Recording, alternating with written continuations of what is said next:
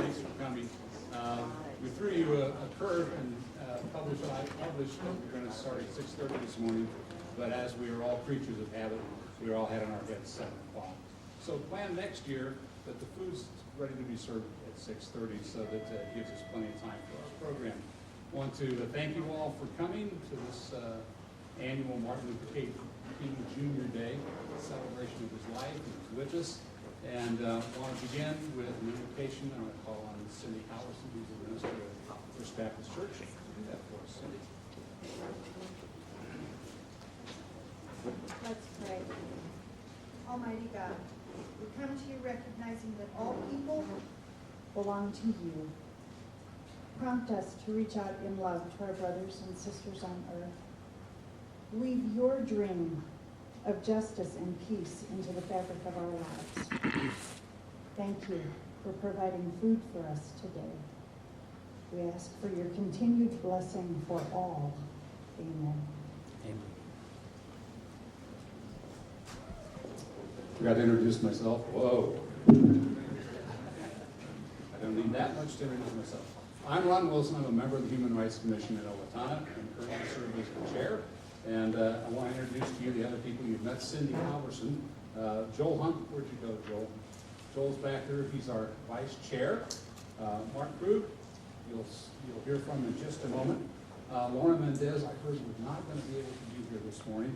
And Yusuf Sharif and Fred Ventura. Fred, where are you? Right there.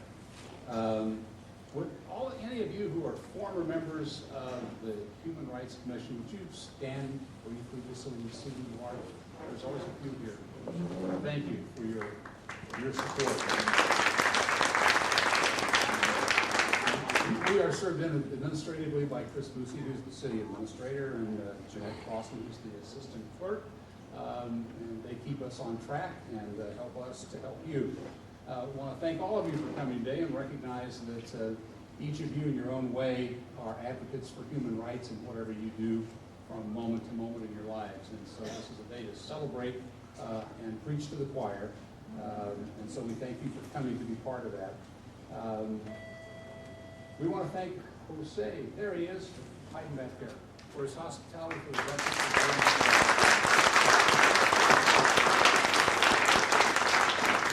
We also want to thank the American Inn for their support for this event today. Mark, would you introduce our speaker?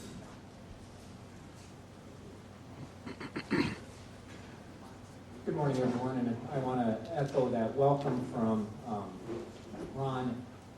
It is wonderful to see everyone here today. It's much warmer this morning than it was last year at this time, so it's nice that everyone was able to come out and have a little more warmth. But it is a true testament to the vibrant community that we have, that we are interested in exploring other cultures, that we are interested in continuing to promote the message that Dr. King promoted of getting to know one another. He had many, many messages, but I think in the end, the true message of Dr. King was that through shared understanding, through common experience, through the ability to try and walk in someone else's shoes, we are better able to understand our neighbor, but we also become better people to that end. So again, I want to thank all of you for coming out and being participants in our breakfast this morning. We are honored, and I consider it an honor, because the Islamic Media in Minnesota is an organization that has done quite a bit recently to try and help promote a better understanding of what Islam is. I think, we see messages in the media all the time. We hear about militants, and many times it's prefaced by the Islamic militants. We hear about jihadists, and so the media sometimes, not purposely I don't think, but sometimes portrays a particular race or religion in a way that is very detrimental.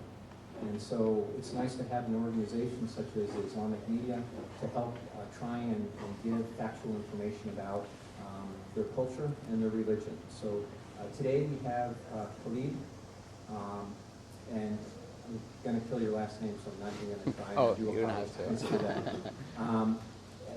He is one of the founders of Islamic Media. He's originally from Yemen, and he will, tell us a little bit about his background. As I said, the purpose of Islamic Media is to help portray, or not portray, but help to give a message about what is Islam and what are the tenets, and help us to understand that there's far, far more similarity amongst all of our religions than there are differences, and that there's far more similarity amongst our cultures than there are differences. And so, without further ado, Khaled.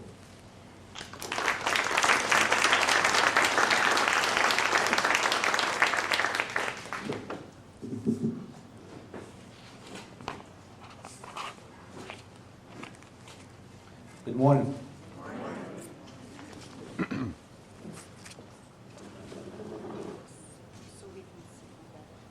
Sure. Yeah, rather better. Yeah. That's a good idea. Hello, greetings. Peace be to you. My name is Khaled Sharafuddin. I am from Islamic Media. Thank you for coming in this not too cold January day. Because I measured the cold by how long it takes me to defrost the backside of my car, so it didn't take long. Well, I have remote start, I admit, so that plays probably into it.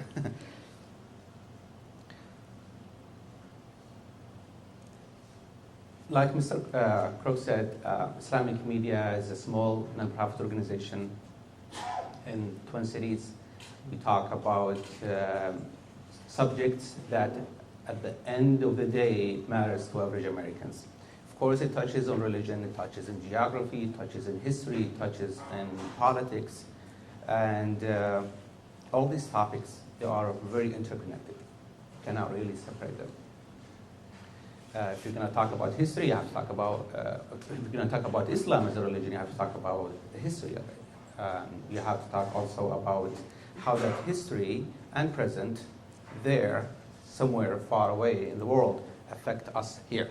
And we'll talk more into that.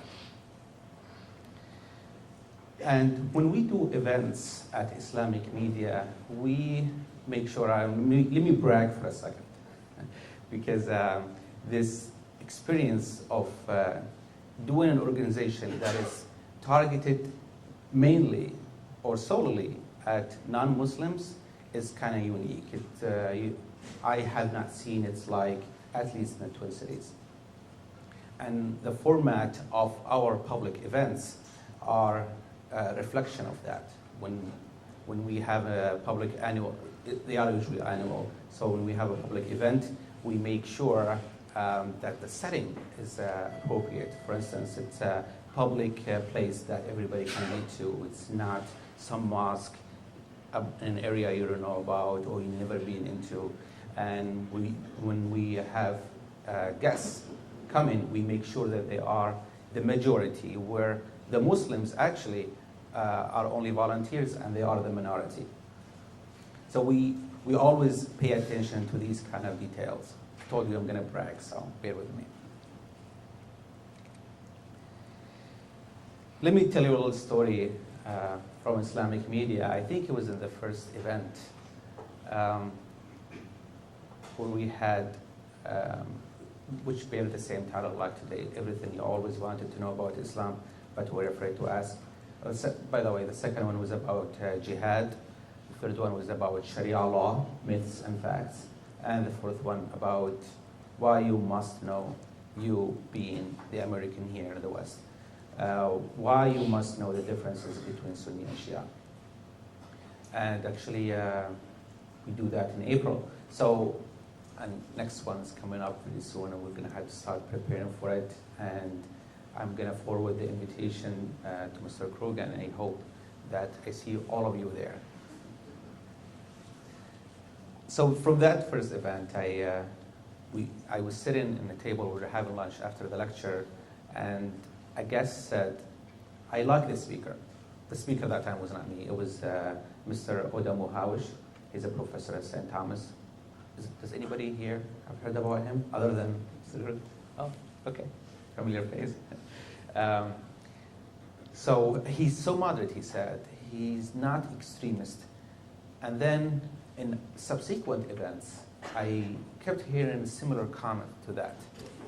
And it always made me think and wonder, why did that person say it? I know it's positive and everything, but what makes him say that?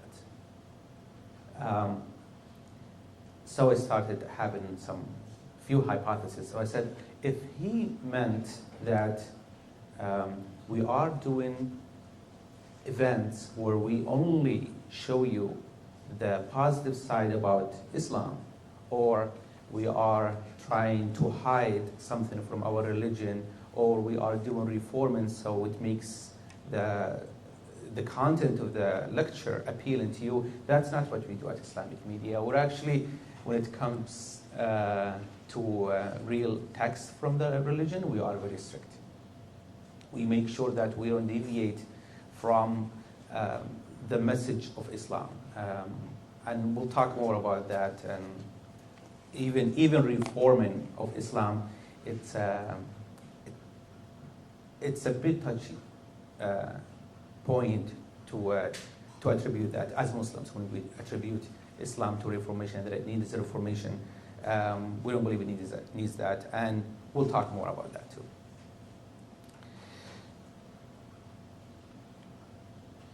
So in order to know about Islam, something recently, I mean 20 years, something has changed as far as communication.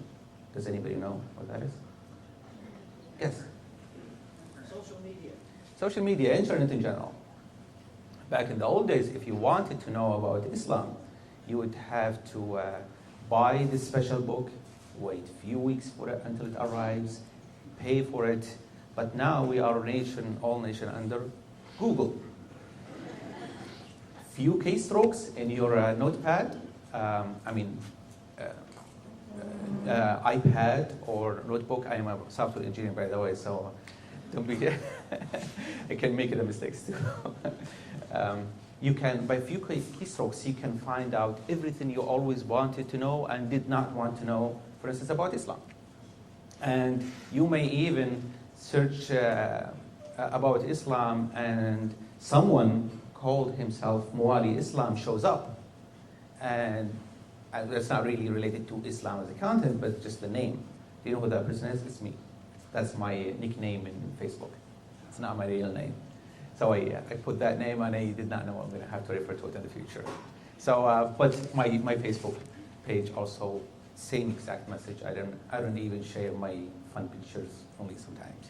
So I already, you can find out me there by Muwali Islam. So for instance, if you search in Google, for instance, and you come across links or social media that claim that Islam is the one responsible for bringing down the WTC in New York in 2001. You may also find links that claim that Islam approves the beheading of women and children, and those gory YouTube clips that you see, that's Islam. Hopefully, maybe you will be unfortunate to see that links first, but I assure you, if you do more searches, you will find out other images which are the real facts. They're not fake facts. Because of the internet, Muslims, they can use this free technology to publicize about what they did. And many of them, they're not really a representation of Islam, but many others are as well. So you can have a website there for free, and you can mention everything you always wanted to know about Islam that the general public doesn't. So further searches probably in Google, and I made sure those exist in Google too, that Islam actually 600 years, imagine, put yourself in that moment of history, 600 years after Jesus Christ died.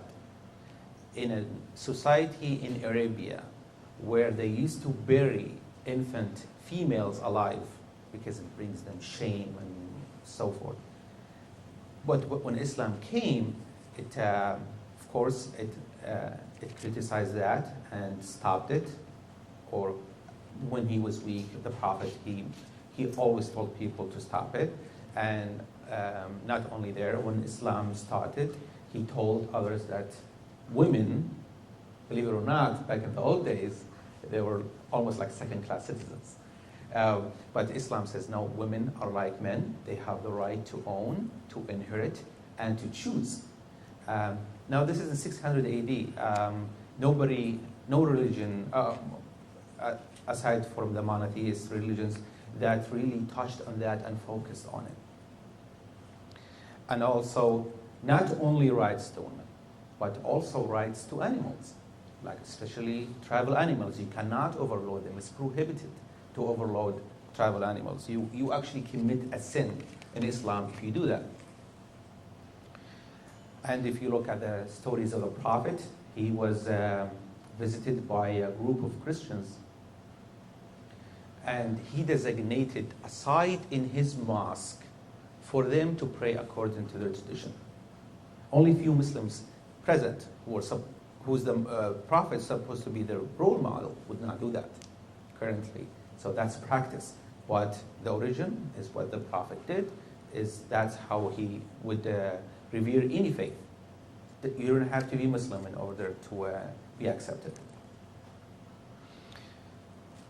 And also when the Prophet, this is at the end of the struggles he had with the Meccans. He's actually himself is a Meccan, but he had to be exiled. So when they had the wars and he became victorious at the end, so he entered with his army in Mecca, and he told every single leader of his army, do not shed a drop of blood of anyone, doesn't matter. And he actually faced the Meccans, the ones who exiled him, the ones who persecuted him, the ones who made fun of him, the ones who killed many of his kins.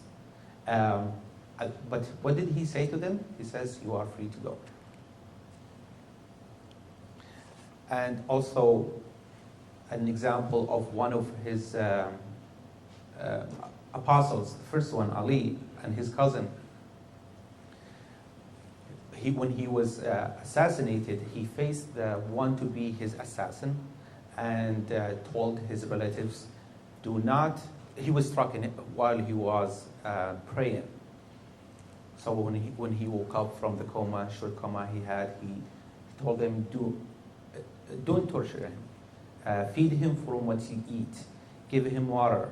And if I live or survive this strike, I will judge him if I'm alive. And if I die, then you apply the criminal Islamic law. Only one strike. Do not make sure he's dead. Just do one strike. So these are the real images of Islam that we're trying to tell people that they are buried there, but they are the source. And actually all Muslims, whether they are carrying the weapons and damn in America, or someone who live in the West and has so many friends and even relatives who are Americans, we all share. So why do we have all these sorts of misconceptions?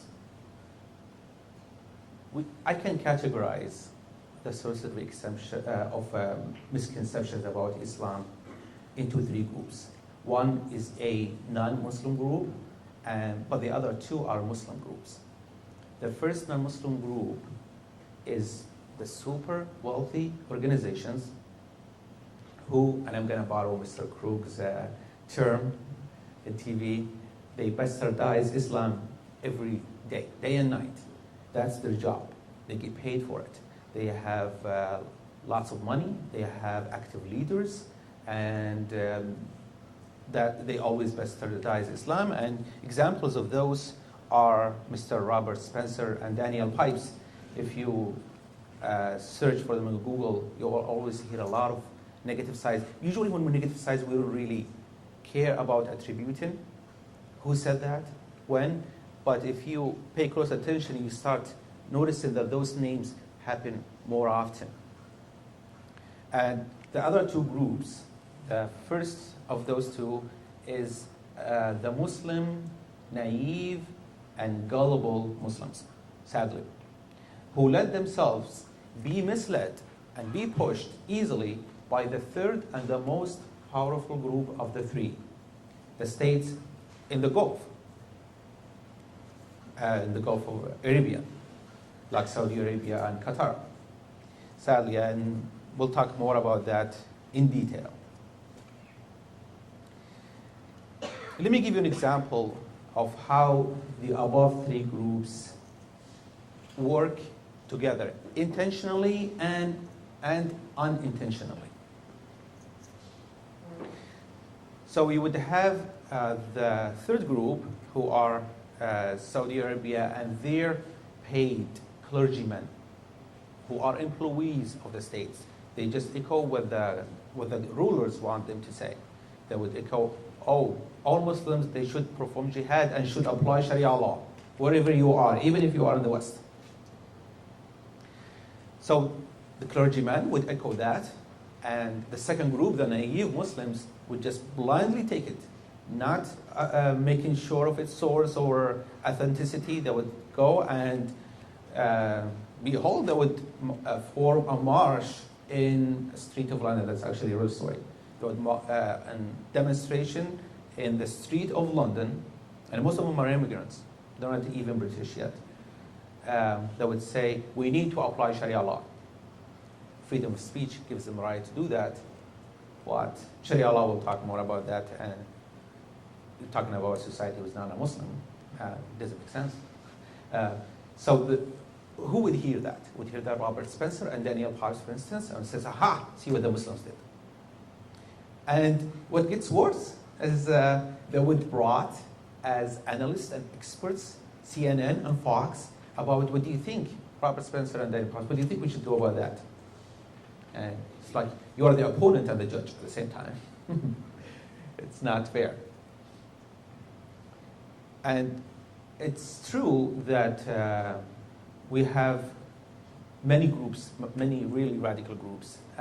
The prime example of all of that is Wahhabism. And it's funded by Saudi Arabia.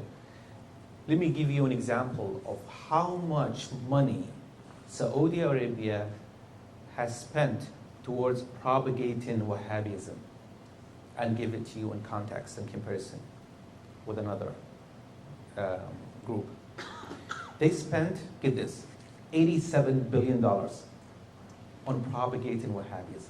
$87 billion.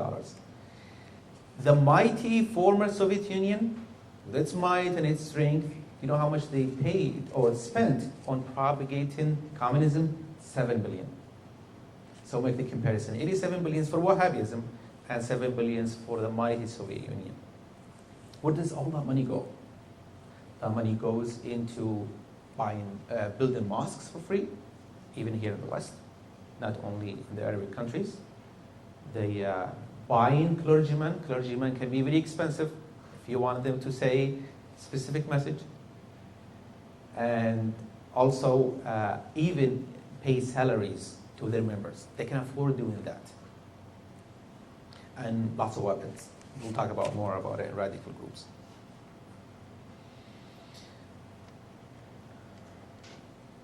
So, but not all, when we was talking about the first group, the non-Muslim, not many Americans from what I have seen, I don't know about other Western societies, but I know from Americans, I've been here for almost 20 years, they don't really blindly take what those American experts say, some of them, of course, very few of them.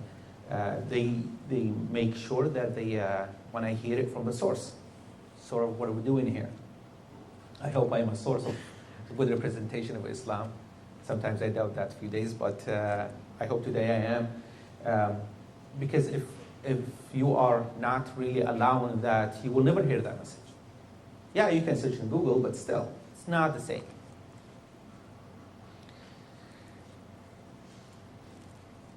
So, I have lived in the US. Let me tell you quickly about my story, because we were talking about these people I met who are really eager to know more about Islam.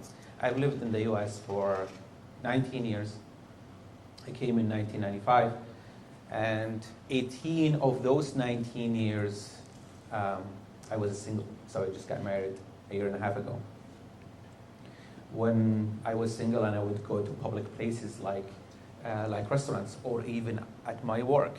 Nobody would know what my faith is. Nobody know even what my nationality is. They would think, hey, he's probably Puerto Rican. He's probably Mexican. No, he's Indian. Neither of the above. I'm Middle Eastern, I tell them.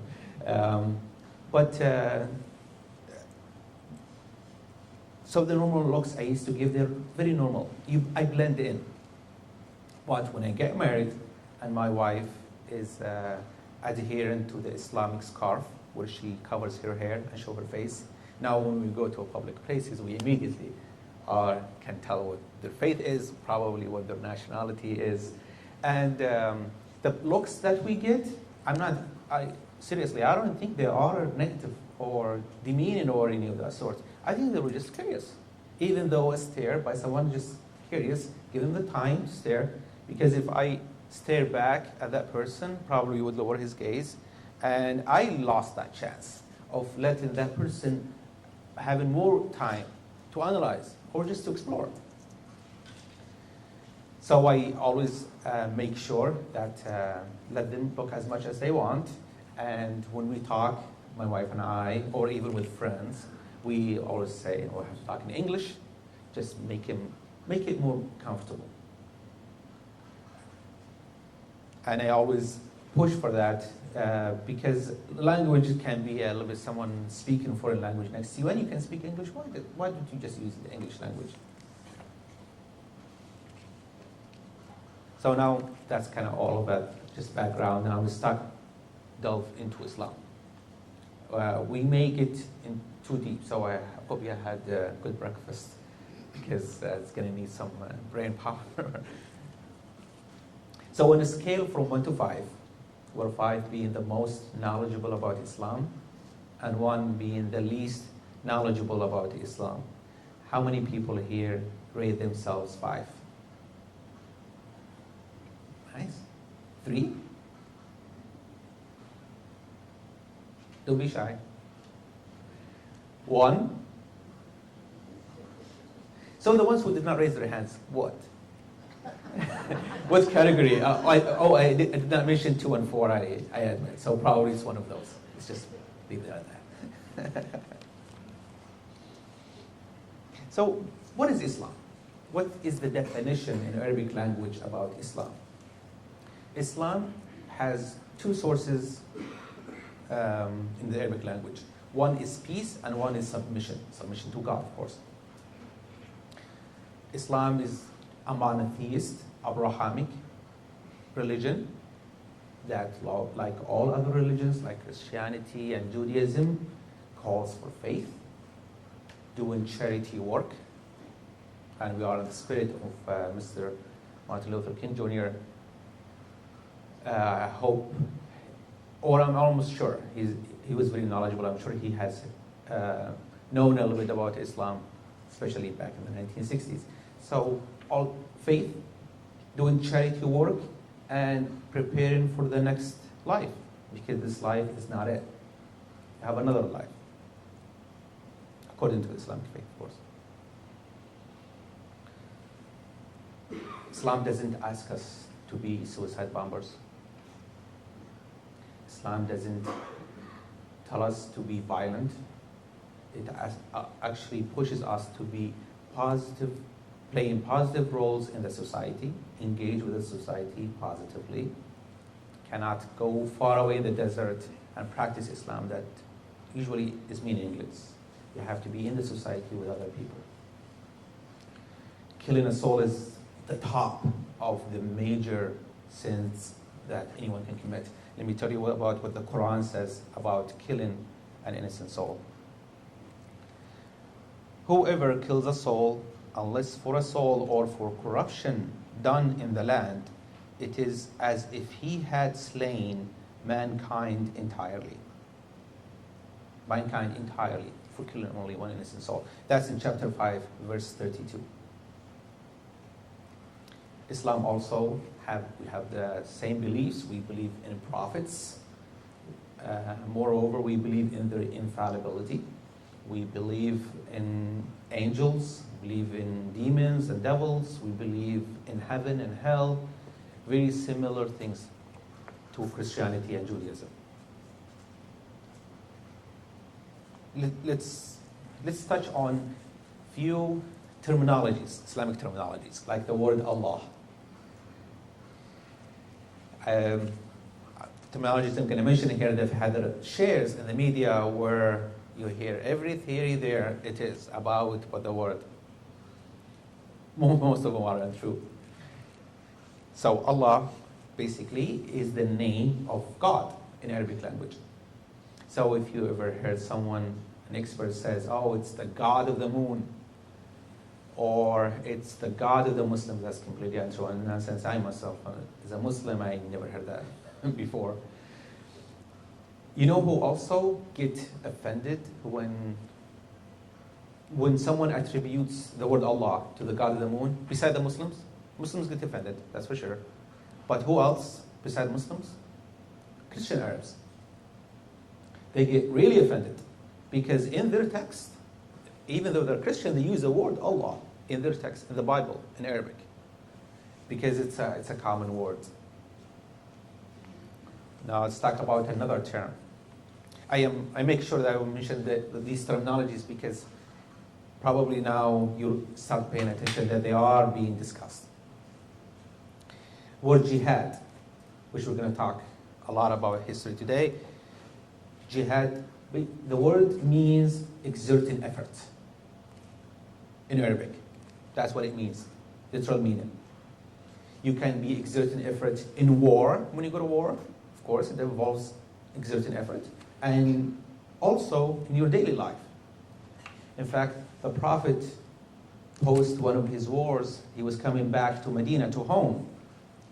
And he was telling his followers, we are coming from the smaller jihad, the war, to the greater jihad, our daily routines, interacting with others, providing for our family, and plant the seeds in the ground, Muslim farmers. That's the greater jihad.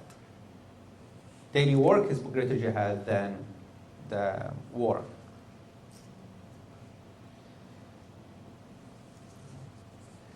A good source of jihad is actually one of Hollywood movies. It really is. It's called The Message, starring Anthony Quinn. Has anyone here seen it? Starring Anthony Quinn. I highly recommend to rent it out and see it. It really touches on the reasons, the very first war that occurred between the Prophet and the Meccans. Put great emphasis on it. And of course, once you know what the reasons of the first war, you can guess the subsequent wars. Excuse me.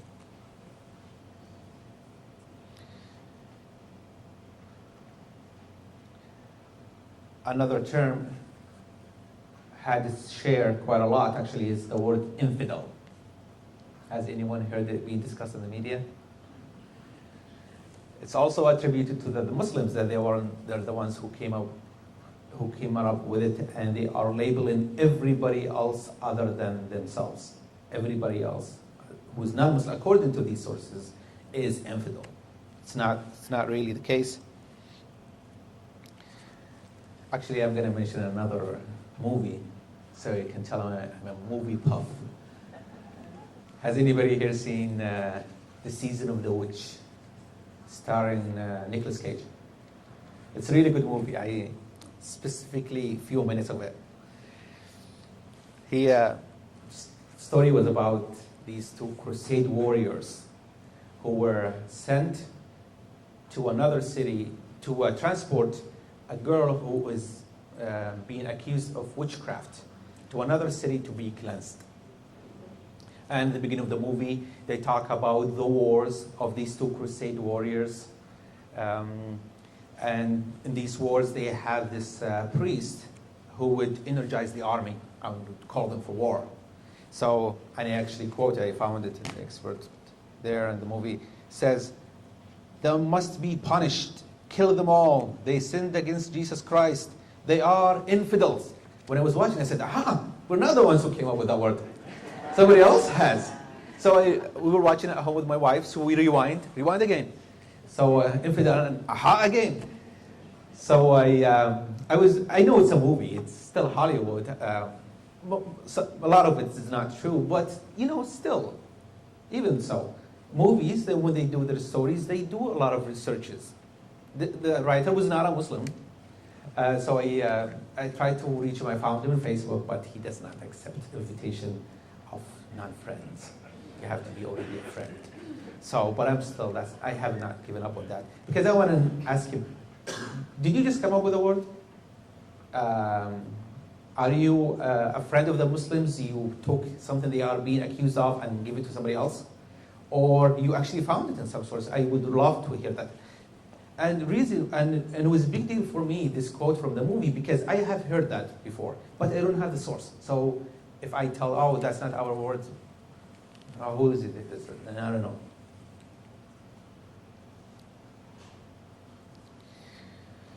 So when we're talking about jihad, we have to understand the history of Islam a little bit and the wars that the Islamic Empire engaged in after the Prophet. So the Prophet, Islam rulings was completely hijacked from the moment he died. The people who, like a lot of people, wants power. And that continued for 25 years until the ruling went back to its rightly claimed from the beginning, was Ali. It was bypassed by 3 before him. Ali, when he took over the caliphate, the Muslim, he quickly, immediately asked the armies, the Muslim armies who have already beyond the Muslim lands, to come back and stop these acquisitions that the ones before him have been engaged. A lot of people hated him for it and for other things. So he was assassinated, and Umayyad dynasty began, Abbasid dynasty began, Turks, and that's hundreds of years there. All of them had the same thirst for power, acquisitions, and why we're doing these acquisitions? Because we are spreading Islam. And Muslims, oh, that's really a nice thing, so I'm going to join the army. That's how they fooled. Many of those rulers are not Muslims. They don't care even about Islam except power. And they were succeeding at that. We don't believe that Islam needs the sword in order to be spread. The faith and the traditions and the practices is by itself enough for somebody else who is seeking another religion or who wants to know more about Islam. And a great example of that is the merchants who were going from Arabia and Yemen, that's where I am originally from, would go to far east in Asia, like India, China, Indonesia, Malaysia, Indonesia Muslims specifically, who are already Muslims. And they did not become Muslim because of wars. They became Muslim because of how they interacted with Muslims. In fact, if you look for the word sword in the Quran, you will not find the word. Quran is this thick book, just like the Bible. But you will not find a single word sword in the entire text. So these rulers who were doing that spread, they were doing it under the title of jihad, which is supposedly a good thing. What did they do, really? They, beside affecting the non-Muslims and invading their lands, they also gave Muslims divisions and struggles. So instead of we had few groups, now we have those groups multiplied. Everybody is claiming to be representation of Islam. So you've got this ruler who likes this sect and creed, and he would say, from now on, in the area I dominate, this is the only creed that everyone has to follow. Somebody else in another area would say, no, this is the creed that everybody has to follow. And maybe the ones after them also, they would invent new creeds. And the one who deviates from it, you know what happens to them? They get punished at least, if not killed. This is sort of what happened in the 17th century in England. You know how Queen Mary first enforced Catholicism, and then Elizabeth came after her, and then it goes back to Catholicism again. So it was kind of like that in Islamic history. It has its like. From these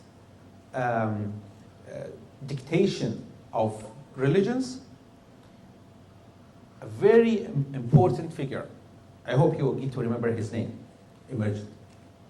His name is Ibn Taymiyyah.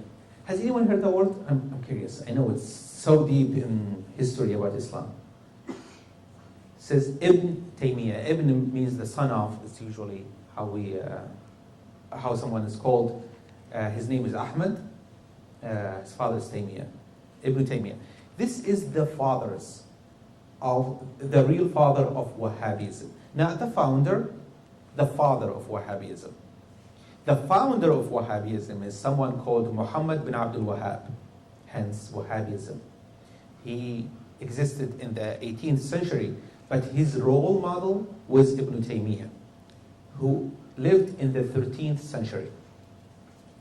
If you look at the fatwas or the religious rulings of Ibn Taymiyyah, you will hear the word kill a lot, quite often. If someone does this, kill him. If someone does this, punish him. It's always negative, always bloody. That's, if you ask any radical jihadi, whether it's a Salafi, Wahhabi, or tell them, what do you think about Ibn Taymiyyah? Oh, he's the best. So you can tell, where do they come up with these rulings and these fatwas? They did not really invent them. They're not following the Prophet, they're following Ibn Taymiyyah. Who supposedly, at the end of the day, you'll have to follow the Prophet. You have to be able to trace back your sources to the Prophet. When I focus about Wahhabism, not because it's just a movement. We've got all kinds of movements. Because it's a special movement. It's backed by money superpowers in the Gulf. That's the creed in Saudi Arabia.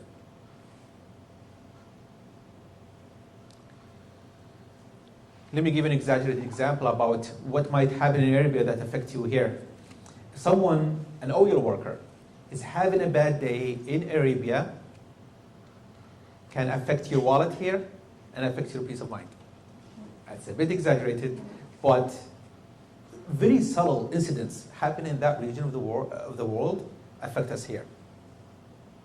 Let me tell you about something I wrote in an excerpt about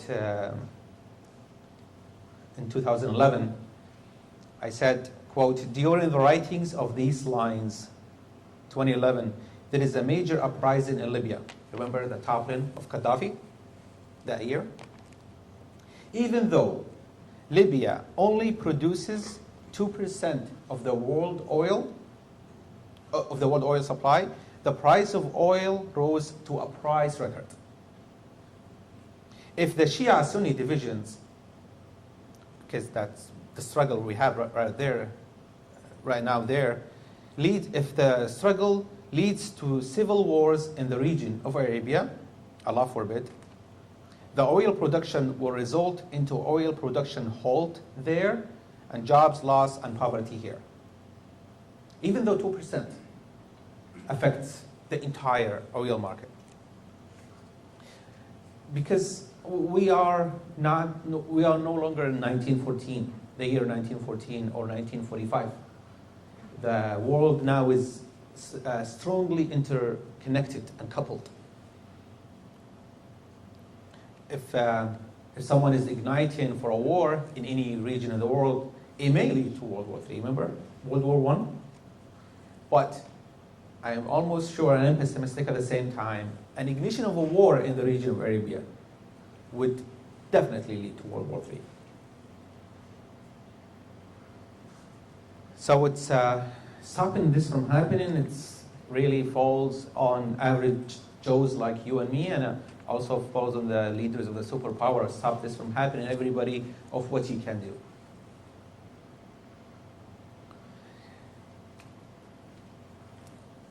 So there is a current conflict right now in Syria. It's all over the news. Many sides are drawn into this war. The people who are participating in the war, many of them are participating under the word jihad. That's why they are there.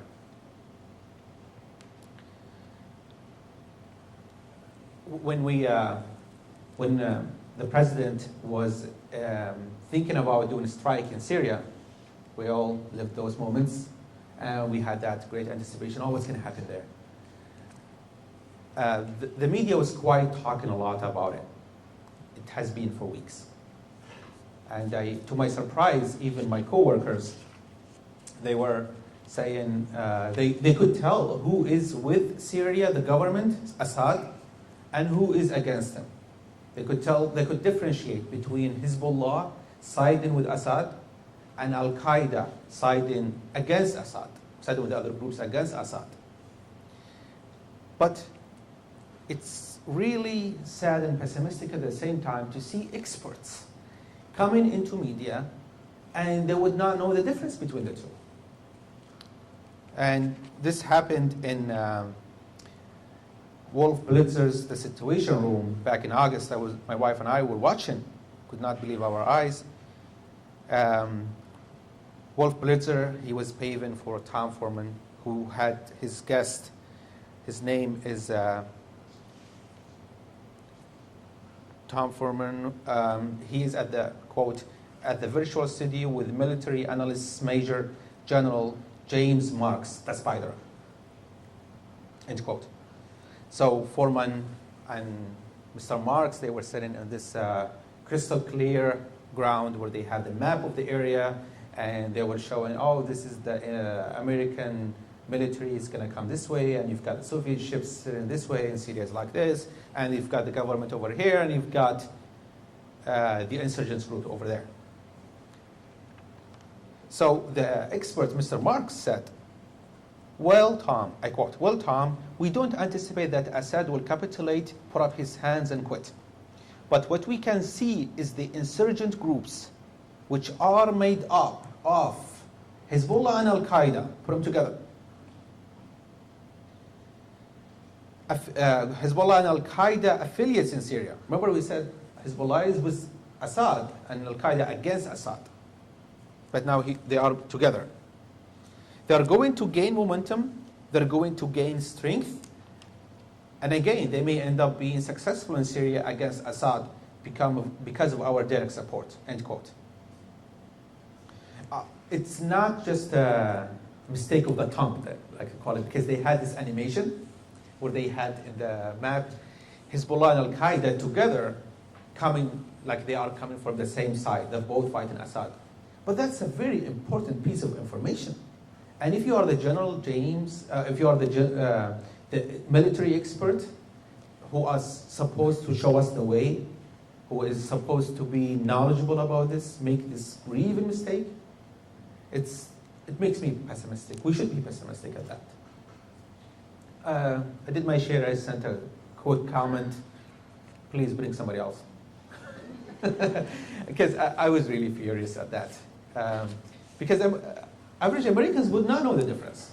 And if they probably would say, oh, Hezbollah now, they don't have, find my time.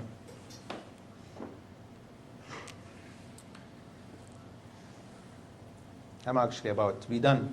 Let me give you another quote by Fareed Zakaria when Saudi was so furious at the U.S. because they've been lobbying the U.S. to engage in wars, and America hasn't done anything, so they were furious. So Fareed Zakaria said, surely the last measure of American foreign policy should be how it is perceived by the House of Saud. If there was a prize for most irresponsible foreign policy, it would surely be awarded to Saudi Arabia. It is the nation most responsible for the rise of Islamic radicalism and militancy around the world, end quote. So we want to know why Saudi Arabia engages in Syria and Qatar. They are the major players. They have given weapons and money, and we need to hold them to it. We can, if you ask me a question about it, I can get to see mention the things that I deliberately skipped because of the time. So they cannot keep playing the card of being America's friend for long. It's enough. We need to really to ask them and stop this from happening because a lot of blood being shed every single day. Thank you. Now I'm ready for your tough questions. Don't be shy. Well, mine isn't a question, it's more of a statement. When I see these beautiful women dressed,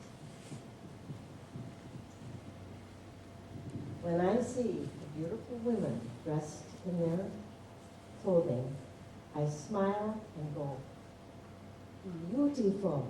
You are just beautiful. And I always smile and say hello to the little children. And I get the greatest smiles from the women. Even if they maybe don't understand English, some of them, I get a wonderful smile or a great big thank you.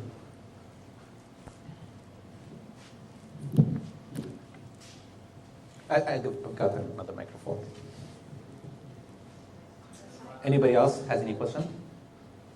You were talking about Wahhabi and relating it with Saudi Arabia. Can you just tell me what the connection is there? I kind of wasn't clear on that. Yes. We mentioned in the lecture that Ibn Taymiyyah existed in the 13th century, and then Muhammad bin Abdul Wahhab existed in the 18th century or so. They had this alliance with the grandfather of Saud that we're going to take over the area. We, Saud family, get the ruling. You get to have the fatwa position of the religious rulings. And it's very powerful there. Muhammad Abdul Wahhab is, he picked Ibn Taymiyyah as his role model. So that's how they've got the connection there between the Wahhabism and Saudi Arabia. And Wahhabism is a more A sect. violent or? A lot of violence is attributed to it. According to Farid Zakaria, it's the source of radicalism. Anybody else has any question?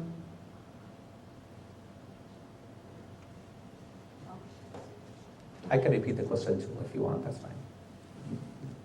I'm interested in more of an explanation of the differences between Sunni and the Shiite branches of Islam. They seem to be at each other's throats so much. And can you give us a little bit more Sure. insight to that?